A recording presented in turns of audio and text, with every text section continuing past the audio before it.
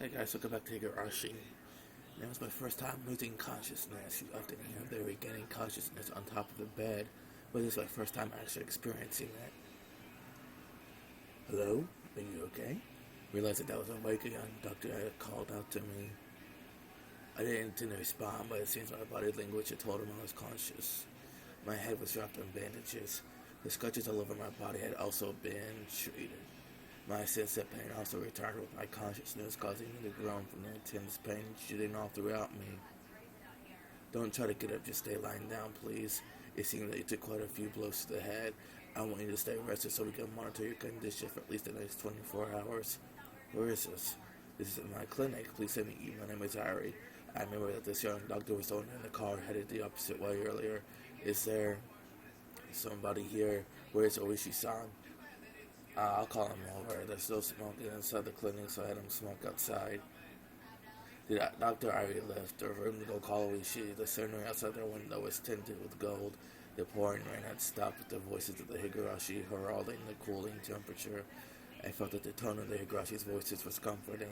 Eventually, I could hear heavy footsteps coming closer when I reckoned to be Oishi's. The fog that was enveloping my head slowly faded back to reality. What happened since then? What happened to the boy? What happened about the reinforcements from Tokyo? The door to my room flew open, allowing Dr. Ari to know we should enter. So there's no serious damage, is there? I can't promise that. I assessed the room to its head it was dangerous the moment I saw it.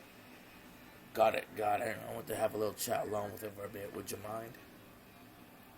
Yeah, go ahead, call me if anything happens. Always just basically forcing Dr. Ari outside. Shut the door. How are you feeling? And there's something I'm not used to, so I'm pretty banged up all over. Lucy brought over a folding chair that was leaning against the wall and sat down beside the bed. Were the perpetrators arrested? Unfortunately, no. They probably already fled up to Prefecture or are being hidden by the villagers. Well, we won't let them get away. What about the minister's grandson? They're taking care of him at the station, but your colleagues from Tokyo are rather insistent that nothing be recorded. Siege Chen doesn't like that too much. The kidnapping was confidential matter, so his custody was also probably being kept under wraps. How the kidnapping of the minister's grandson will be handled, how it will be covered up, treated like it never happened, will be handled by the brass. In this case, India without the nation going into uproar about it, then our job has been done. The possibility that the minister had negotiated with the perpetrators couldn't be ruled out, but something like that was no longer my concern. Around this case is over. Sorry for the trouble. You must think that public safety is a rather sensitive place, don't you? No. We all work on the government's dime, or she's laughing boisterously.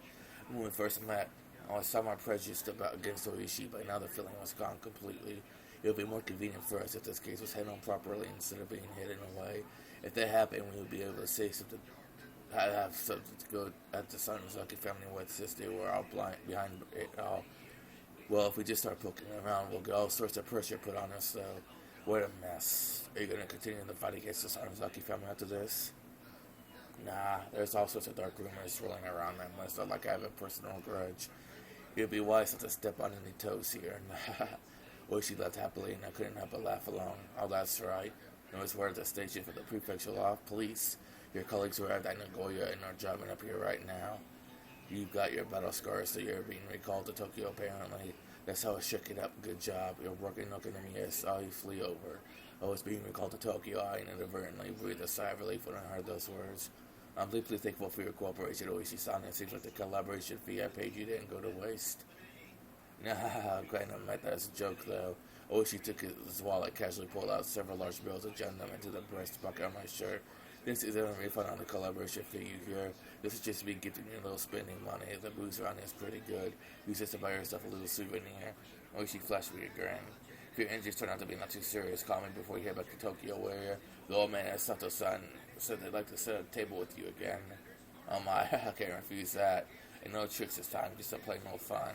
They always say that that's what it's done for if an active officer could cheat that blatantly. It's not up to that we meet someone who's more than a match for us. It's too bad you're going back to Tokyo. When I heard the words going back to Tokyo from Oishi, I was reminded once again I was relieved of my duties. Soon Yuki will be giving birth. It will still be possible to attend a delivery that I had one time given up on. And I thought that to pay for my injuries if it became trivial. I wanted to hurry it back to Tokyo to see Yuki on once. Can you pretend like your injuries are a bit more serious and hang on looking at me here for a bit? I could introduce you to a few nice places. Of course, I won't make you pay for everything. I'm terribly sorry, but I'll have to take a rain check on that. My wife is due to give birth any day now. I will need to hurry back home. Oh my, I didn't know that. Then you shouldn't be hanging around here. You have to hurry back home.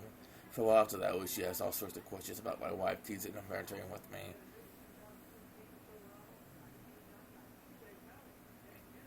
Well then, how do you feel? Think you could get up? Yeah, it's not so bad, thanks to you. I could get up and walk, no problem. I stood up and shuffled around for a bit, wishing them Mizoishi. No, I just thought that you might not feel comfortable at the hospital in Hinamazawa, where Dr. Ari said you wanted you to stay overnight. No, we still haven't caught the perpetrators for the time being. This is enemy territory for you after all. Or you say this hospital isn't safe? Nah, well, Dr. Ari is somebody who's well regarded in the community. I don't think anything will happen while you're here, but I'm more worried about your mental health. I did relax a bit now that things haven't progressed this far, but it was exactly as Oishi had said.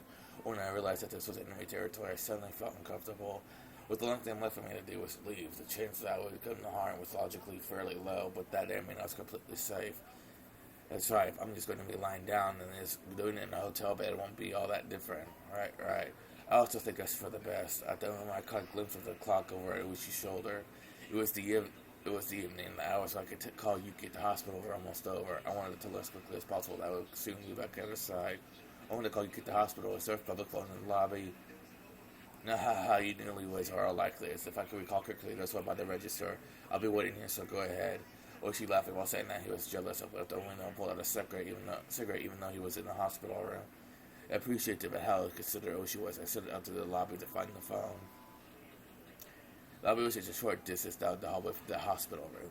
I thought that the hospital was a bit too grand for a village like this, but of course it was nothing compared to the general hospital Yuki was admitted to. Running inside the hospital wasn't the best of manners, but calling the hours would soon end, so I dashed over in a hurry. There's nobody else in the lobby. It may have been in the evening, but there was nobody at the reception desk. Well, this might actually be lucky for me. I wasn't planning to have a conversation to feel guilty about it, but it would still be embarrassing to have someone listen to the conversation between me and Yuki. Taking a quick look around and see if I had a payphone. Digging in my pockets, I grabbed a few coins. I was calling Tokyo from here, so I burned through this amount fairly quickly. I picked up the receiver and inserted a coin and dialed the number from Yuki's hospital, which I completely memorized at this point. Number for Yuki's hospital had it lit. A lot of 8s and 9s, so dialing it inevitably took some time. Normally it wouldn't be a big deal, but currently any time was precious. However, I felt I was doing strange as I was dialing the number. I don't know exactly how to put it, but it was as if the receiver was too quiet. The unique white noise with the telephone line wasn't there. Somehow I felt I wasn't getting any feedback from the phone, and without feeling any response, I hung up the receiver to try again. The coin popped out from the return slot. I returned to the coin and began dialing once again, but the receiver was still dead silent. What is this? Is it disconnected? While I was wasting time like this, I suspect Takasuki shrank. I began to feel needlessly impatient. Excuse me, I felt the presence of someone on the other side of the glass, so I called out. There was a minute response, and a man who seemed to confirm just came over. Yes, how can I help you? Pardon me. This one seems to be acting a little strange. So could you take a look at it? The man came over, tried testing various things with the receiver pressed to his ear. Come to think of it, this was someone who worked at the hospital, not someone from the phone company. Just as I didn't know much about phones, neither would he. Huh? What's this? A man held up the cord that connected the phone to the wall. It was just completely severed.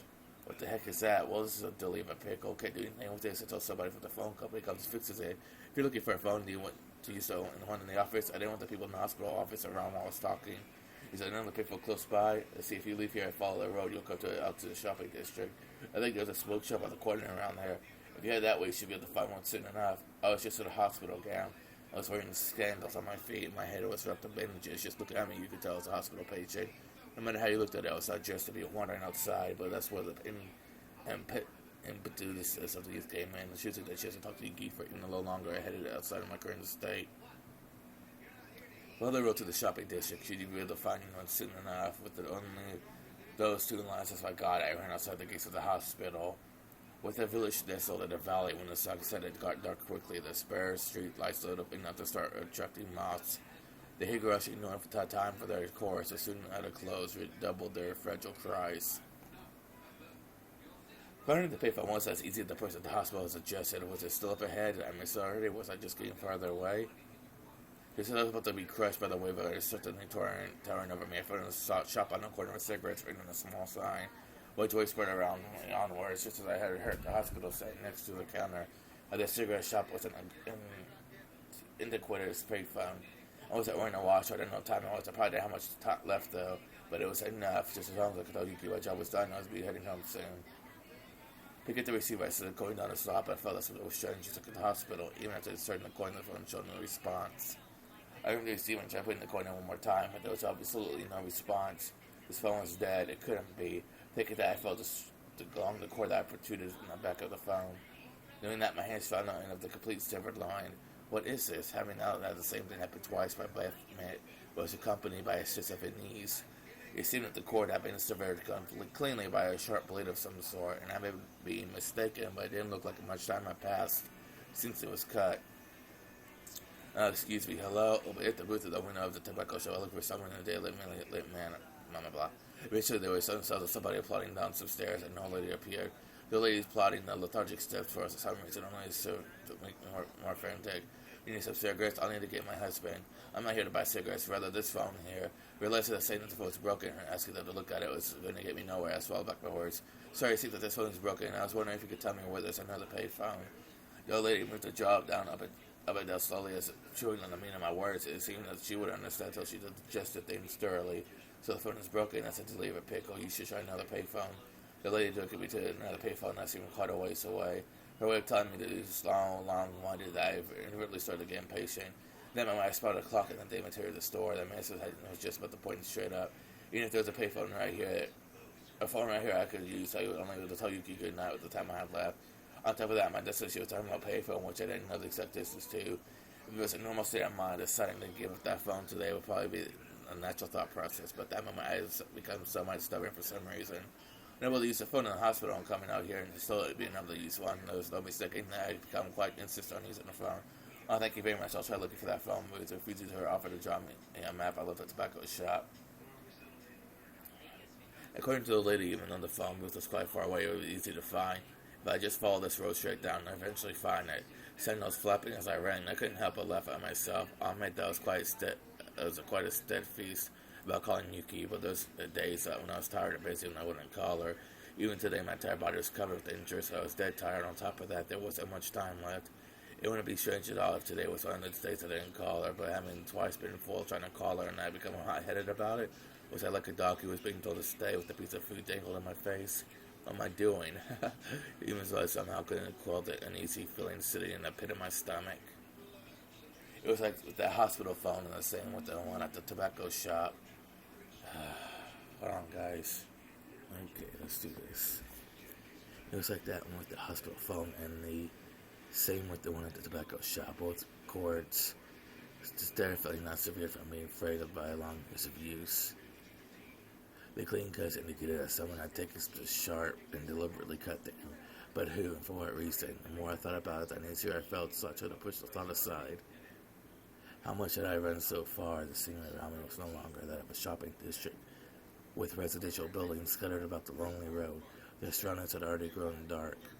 I was blatantly out too far for a quick phone call. It was quite obvious I was far enough from the hospital. I called the clock at the tobacco shop. It might almost be time. I had around for quite a bit, so my breathing had grown quite ragged.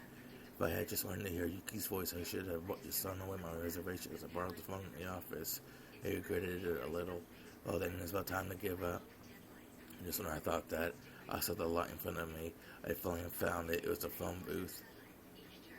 It seemed that the light in the phone booth had recently been changed as it was shown with a vivid white light. Although in the gloom of it I saw, it was nothing more than a gathering spot for moss. But in any case, I finally found it. As my hand touched the door of the phone booth, I realized that I was breathing and sweating heavily. I didn't know what time it was right now, but even if it was just for a moment, I might be able to get in touch with Yuki. Since I had spent all that effort getting here, turning back without giving it a try was out of the question. Before I picked up the receiver, another wave of uneasiness washed over me. I was worried that this phone call might be severe to swear. I was recording this phone booth. Squatting down, I followed a bundle of cables as I ran along the corner into the ceiling. I had a glance, nothing was out of ordinary. I ran my fingers as far as I could along the line to check it out. One thing they found was a thick layer of dust, nothing out of the ordinary. I wonder if this was popular in him, as I would have got the course of painful into some sort of tasteless prank. Might be prudent to talk to Oishi about this later. If it was something more than a prank, it was still vandalism of public property. In any case, this one was fine this time. Pulling out a coin in my pocket with one hand, I picked up the receiver with the other. When I meant for the receiver even reached my ear, I felt something was off. The receiver was light. It was more than a slightly unpleasant feeling. It was almost sickening. To verify the source of my displeasure, I appeared to the receiver in my hand with a measure of reluctance. The hell is this? The coil cord that connected the receiver to the rest of the phone had been ripped apart, the tip of the cable swaying in the air. It was all I could do to restrain myself as a raw, unpleasant feeling worked its way up the small of my back. It was a type of dread. At that moment, I heard the crunch of somebody stepping on gravel. The light was reflecting off the glass of walls of the booth, leaving me unable to see outside into the darkness. I stowed myself and stepped out of the phone booth. The inside of the booth was lit with that strong light, which might have been a bit warmer in there. Just stepping outside, I could feel it wash over me, and there was the silhouette of a person, a small silhouette. The long hair of that silhouette was blown about by the cool breeze. And your repulsion of me sticking out of the hospital. Somewhere in my head, I knew who this girl was. I didn't have any basis for it, but I knew that she was that girl. Right, Akasaka, Rikafude said, almost like it was a warning. Did you do this with the phone card? Her expression remained unchanged, and my question was left unanswered. In other words, no response. Regardless, I felt she had affirmed my suspicions. Why would you do something like this? Why? The last 2 words had a tinge of anger behind it. I frantically tried to smooth things out, but she didn't seem very afraid. There's something that could be done, huh? I interpreted her words as meaning that I wasn't going to be in time for calling the hospital's hours at the hospital. But thinking that about it, that would have been a strange thing to say. I wish she knew something like that. I could take what she had said to have any other meaning. She just stood there looking menacing, not even moving an inch, almost to the point that if the wind was occasionally wrestling through her hair, there wouldn't be the illusion that time had stopped. I know very well that you think I'm discussing Akasaka, huh? No, that's not true. Modern all came out almost like a bad piece composed for a poetry slam. But the words were round the mark. I'd always felt something ominous and uncanny about her, ever since her strange dress at the shrine. She had noticed that my expression was contrary to my words, seemingly laughing at the gap between them. Akasaka, you coward. I'm not a coward. Being left up by the small child didn't sit well with me, so I said that even if I find another phone, it's too late. That's right. She didn't even have to say it. I was absolutely too late. I might have already missed calling now as well by the time I reached this phone booth. It was too late. I had no option but to give up for today. Once I decided that my unhealthy obsession with phones suddenly faded, even I thought it was strange that I was obsessed. That strange obsession now gone, I began to laugh at how hopeless I was. I mean, look what I was wearing, and was it normal at a hospital gown and sandals? My head ripped in bandages and my body completely soaked in sweat. It was a wonder that the old lady at the tobacco shop was surprised to see me, with wanting to hear Yuki's voices when motorbike had trips around town in the entire evening. I didn't know whether to call it the follies of youth or simply plain embarrassing. In any case, it was all I could do but laugh at myself. Now, there's nothing left for Akasaka to do tonight. You're right, there's nothing. Let us quietly return to the hospital. That's fine. Do you know the way? I hope I do. She waved her little hand as I began to head back the way I came. She began to follow alongside me. Look at her face. You could see that she wore a mischievous smile, as if she was extremely interested in whether or not I would get lost. Is it good Chinese house also this way? It is. Won't your parents get mad that you're walking around alone at this hour? Not really. My parents are busy today, so they probably forgot about me. Even then, it's best if you head on home. They'll definitely be angry. Even if they are, it's much more interested in her talk with Akasaka's own fine. She said that with a face free from worry. She looked up at me once more and smiled. When she showed me that smile, the eerie feeling surrounding her faded. But even then, she was still mysterious. She was still as mysterious to me as ever. We arrived at the corner. I had turned that earlier, but it was much darker than before, and with the point of view changing the return trip, I wasn't very confident that this was actually the corner I turned at. Just not mistaken, it had to be this corner. As I began to move my feet again, the girl grabbed onto my clothes. Is it Akasaka going back to the hospital? Of course, at least I intend to. Am I going the wrong way? A short moment of silence. Eventually, still holding onto my clothes, she began to walk. It was the beginning of the walk to the hospital this mysterious girl would take me on.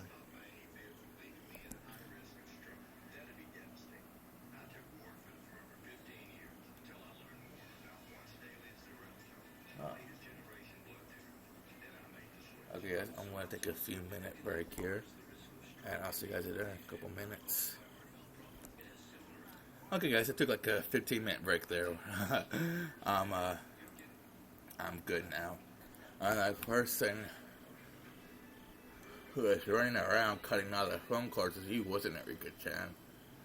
You shouldn't do that anymore. I'm not sure what you're talking about. Really? She said to play down, but it was written all over her face. Nipa. It was obvious she was trying to laugh it off, but that adorable smile of hers just made me want to forgive her.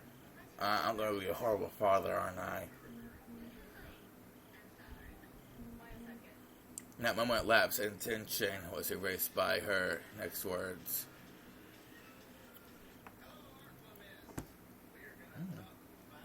It's good that they found the gun so safe and sound, unable to respond right away, so good the silence. I already learned this from Sato-san Sefo, then I had this girl know this entire village and everything since the moment I set foot into it. You could consider playing dumb, but in the end I chose not to. With everything being known already, there was no point in me feigning ignorance. Somehow. That's great. So now you can go back to Tokyo. Thank you. Are your injuries bad, Akasaka? Don't know. I haven't heard anything from the doctor yet, so I don't know if they are or not. I'm going to think about it vaguely. I remember it being told to lie down and take it easy for at least 24 hours. Does that mean bed rest? The wound shouldn't be sticking out of the hospital. People should be cutting phone cords. Meep. I have no idea what you're talking about, and I don't know what you're talking about either. As we played down with each other, we both left at the same time. If somebody saw us laugh at each other like this, it would probably bring a smile to their lips. The chances of Akasaka leaving this village alive weren't very high. I don't know what Akasaka to die, so I'm glad you're leaving the village alive, Rika-chan. Did you know what I was right from the beginning? She said nothing but gave a firm nod. Well, then I think you noticed, but we're probably somewhat of an enemy to the people in the village, I would think. But you still gave me lots of warnings. That's right, she said it at the time. She wouldn't warn somebody that she was okay with dying. She definitely insisted like that, and I should probably be thanking you. You probably should, I'm your savior. Saying that, she puffed up her chest proudly. She said it jokingly, but the meaning behind those words were quite heavy. It was because whether I lived or died was a decision that might have been made in a place unbeknownst to me. She said those words with such an adorable smile that it took a few moments of silence for their weight to settle in. I've been to this place before. The Defense Alliance's office was there. It was the stone steps leading up to the Fude Shrine. When I passed by before, I was so focused on finding the phone booth, I didn't realize where I was. If I recall correctly, this shrine is Rika-chan's house, right? Yeah, something like that. Look up at the shrine grows, it's brightly lit, and energetic voices where it could be heard. What was going on? And it's a festival today, a festival, the best of the only festival in Hinazawa, the Watanagashi Festival. Watanagashi cotton drifting. Just knowing the name was boring. Do you want to take a look? She asked bluntly, but seeing that I looked interested, she climbed up a couple of steps and motioned for me to come. I was only going back to sleep anyways. If I had nothing else to do, it might not be a bad idea to go with her on a little detour. In the hostile territory that this village, I didn't know what would happen if I ventured down the side road out without Oishi. Even though I thought of a village like that when I was with this girl, I forgot all about it. In any case, even without anything to back it up, I felt as long as I was with her, none of the ill will from the village would befall me. That's why even though my cover was blown, I strangely had no qualms about setting foot into the heart of the Onagafuchi Defense Alliance's territory. Climbing up to the grounds of the shrine, I could see there were about 3 pavilions set up with meeting tables and folding chairs. The old folks from the village, though the executives of the Defense Alliance, were already quite drunkenly sharing another round of drinks. I couldn't see it as people from the village canceled drinking while enjoying the evening air. At the very least, it was certainly quite different than the other festivals I'd ever seen. See, it's quite boring. Festival isn't it? This certainly doesn't look like a festival. It's a festival that happened since long ago, but as you can see, it's not like it used to be. It's at the old folks. She said that while looking at that one exasperated expression. He really couldn't call this a festival anymore. It was just a bunch of neighbors getting together, drinking under the guise of a festival. Felt sorry for the DD being celebrated here. Give the sorry excuse for a festival 5 or 6 more years, everybody in the village will start coming. The ceremony will also be done properly, and it'll be a respectable festival again. What she said was such so much wishful thinking, as it was a telling of her future that had already been determined. She wasn't even predicting it. It was almost like she's simply reporting the results. That's how it sounded. Even though it was baseless speculation, the way she said it wouldn't let me interject. It was the same way she talked when she changed. While I struggled to find the words to reply to her, she wandered over to the other side of the grounds, not minding me at all. And in a state where I could afford to be left behind, I hurriedly followed after her. Passing through a copse of pine trees and a strong cool breeze ruffled my hair. Therefore, the one evening we used a splendid observation platform the girl had shown me. It has grown completely dark, but the modest light littered across its landscape were providing a different type of scenery.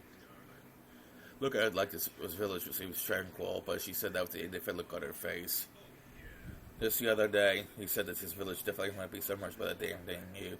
She didn't reply, seemingly relishing the feeling of the wind blowing through her hair. Did that mean at that point in time that Mr. had already complied with the demands? She spun around her gaze, meaning mine, but she said nothing. She spoke nothing that would neither confirm nor deny what I just said. In this case, probably remained shrouded in darkness. Headquarters probably does want trouble for the scandal with the minister breaking out. There's always sick that they threatened to kill this grandchild, and negotiations with that minister were successful, and the grandson was released. That one who said the grandson was you. I wonder about that. The discovery of that wallet that started the chain of events. I don't know, it was almost too convenient, I think. Ever since the moment that wallet was discovered, I felt something was odd. I wish she said it as well. That there was someone lucky from there giving the order to release the hostage. Meaning that our little manhunt was a farce to begin with. Come to think of it, I was punched, kicked, and had a gun pointed at me. If I felt like they put up quite a fight, but that might have been all part of a good performance. Or to negotiate so successful. They could just say, here you go, and return the Mrs. grandson right here to his doorstep. They needed the public safety to realize that this was a kidnapping case and were moving in on it. That's why, due to the actions of public safety, the grandsons are able to be rescued safely, so the minister didn't give any unreasonable demands. The type of performance is necessary. I don't know about these difficult things, likewise, even for me, I can't make much sense of it, but there's one thing I can be certain of. It's just as you said, this village won't be submerged, the dam project will be soon over. There wasn't something an officer of the law should be saying, but I naturally let those words slip from my mouth. This village may be stirred up all sorts of trouble, but that was because they were protecting their homes, and someone just decided by themselves that I had to leave the house I was used to living in, or visit them as well. On top of that, it wasn't like a place like mine where I just happened to be renting out of a place that their families had lived for generations. It might be ignorant to call their desperate resistance an overaction. I might not really be qualified to criticize politics or bureaucracy, but deliberately building a dam on a land that was beloved by its residents was something I could get behind. So, aren't you glad? Why would that be? At the very least, this police will return to this village, even though the minister promised to use his considerable influence to cancel the project. It would probably take more than a few months before it would be completely scrapped. At the very least, it would probably take 1 or 2 years for the villagers. They officially hear that their village was going to be submerged at the bottom of the dam was still a ways away, but it was no mistake that the premise of the peace return to the village was there. It turned out from beginning to end that it had already been decided. Just as the girl had said it was decided, there wasn't really a need for me to come here in the first place. There was absolutely no need for me to have to come here and aggravate that unpleasant situation. If I had never come here then, my grandson's release would have been done in a more amicable manner. Peace in this village. When I nodded as she left, I mean, if to admonish me, but her face remained in different expression. Then her eyes narrowed slightly, as she snickered. You know, every year from now on, since a bloody work or Rika-chan, what are you talking about? As the wind blew her hair about the girl as if taking pleasure. No, I was the only one who didn't know. Continuing to snicker as she looked at my face for a while. You see, in a few years, I'll be killed. Huh? Backlit by the moon, it was hard to tell if her expression had been cast in the shadow was mildly amused or resigned. You are? Why? It's a very unpleasant thing, though. It's also probably been decided already. Who decided that sort of thing? I looked at know that as well. Turning back to face me, she showed me a resolute expression for the first time. After staring into my eyes for a moment, she turned back to gaze at the same name before she spoke her next words. There's a lot of people who have no regard for human life, even though if I tell you this, it might not change anything, no, but if you want to erase the specter of death, sometimes like with the reflection of the moon or the water, all you have to do is throw a small stone. I had no idea what she was trying to say. It's just I had to listen to every word. My body and soul, at least, that's what I thought. This day next year, June 1979, on this day, the foreman of the dam construction project will be killed. What? For a moment, I couldn't comprehend what she was talking about, but the foreman is mean the gruff old man I was playing mahjong with. But be killed? What makes you think? She didn't answer, but she had the same expression on her face as she did when she declared that the dam project would go away. That wasn't the face of somebody making a forecast or prediction. It was something that had already been decided. No, it was as if she already reported the results, this sort of expression. After being killed in a gruesome manner, the body will be torn apart and disposed of, murdered and dismembered. The next year in June of 1980, on this day, Sakatoko's parents will be pushed to their deaths. Satoko. It was the first time I heard that name, but I didn't have the courage to interrupt the girl's story. It might be an accident, an unfortunate accident. The girl smiled faintly, but she was exactly encouraging me to smile along with the laughing look in her eyes. And the year after that, this day of June 1991, my parents will be killed. And then the year after that, this day of June 1990, Satoko Beast of Aim will have her head split open and die. And the year after that, the day of June 1993, or possibly a few days afterwards, I will be killed. If all the deaths are preordained, then the last one will be also according to the plan. Well, then whose plan would it be?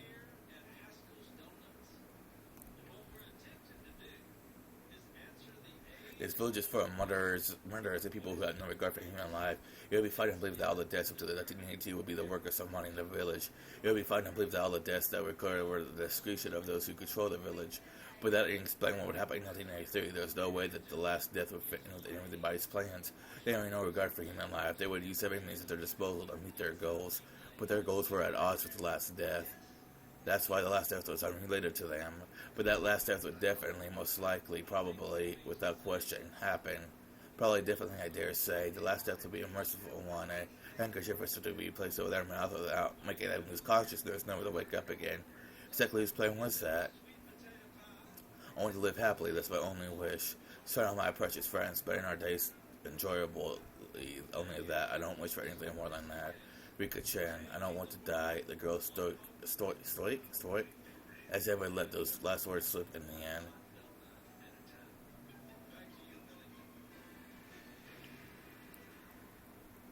Eventually, we were discovered by some drunks. The girl, as well as I, were dragged back to the festivities. Everybody was completely drunk, so even when they saw my head completely wrapped in bandages, they wouldn't let me leave. Well, certainly, if I was in good enough condition to survive the hospital, it must not be that serious. The girl was mingling with everybody, being pampered like a kitten. Her expression was adorable, nothing more like the one from just before, predicting her own death and whispering that she didn't want to die. Having said that, having a silly, lively conversation like this, it was hard to believe that these people were the core of an extremist resistance group. Even if it was a shell of its former self, it was a festival where people in the village gathered, so the 20 some old folk here should have included some of the village executives and other important members. Among those, there was no doubt that there were members that were at the Sansaki Family Council in attendance. Meanwhile, I've never met face-to-face before. There were people who knew my identity. In a small village like this, I knew the faces of all the villagers that lived here. That's why I thought even saying anything that soon became obvious I was an outsider. But they actually seemed interested by that, asking me all sorts of questions about Tokyo, drinking, while musting on a fame relationship the city had with the villagers, and emphasizing with their other meager environment. The confidential talks with the minister were finished. His grandson was in police custody if they was over. I might have to be put in another perilous situation. To me, they were only my advisories because of my job. Outside of that, there was no reason I couldn't be friendly with them. Next time I visited this village would have returned to being a tranquil and beautiful place. If that happened, I might be able to take a relaxed walk around the village with her again. My cup was once again filled to the brim with beer. By the time I was able to get away, it was the middle of the night. The girl had at some point disappeared. It seems that her parents told her to go home and sleep when she let out a large yawn. The old folks had absolutely no remorse for making an injured person hang out with them, told me as much as they laughed. I was just there drinking, so I had a thought to help a bit with cleaning up. However, my help was refused on the grounds I was a guest. On top of that, they had a car prepared to take me back to the hospital. Losing the battle against my sleepiness inside the car, I was sound asleep until we reached the parking lot of the hospital. The front door of the hospital was naturally locked at this hour. I wandered around, bewildered, searching for a back entrance until someone on night duty found me and let me inside. Where were you this late at night? Dr. Ari was worried, Sorry for the trouble. I was held up by the people having a festival to shine. But they did say something about everybody in the town castle getting together for a drink. My condolences. Are your wounds alright? They're throbbing a bit. It's probably because of the alcohol, I think. Oh, that's right. The detective that was with you wanted to get in touch. Oops, I kept the Oishi-san waiting. I glanced at the clock, and no matter how you looked at it, it was way too late to call him now. I'll apologize to him tomorrow over the phone. I returned back to my hospital room and slipped into the bed that was still unmade from the time I went outside. Oh, that's no good. I had to turn off the lights. By my weariness, I cut the cord, powering my body, lulling me into deep sleep.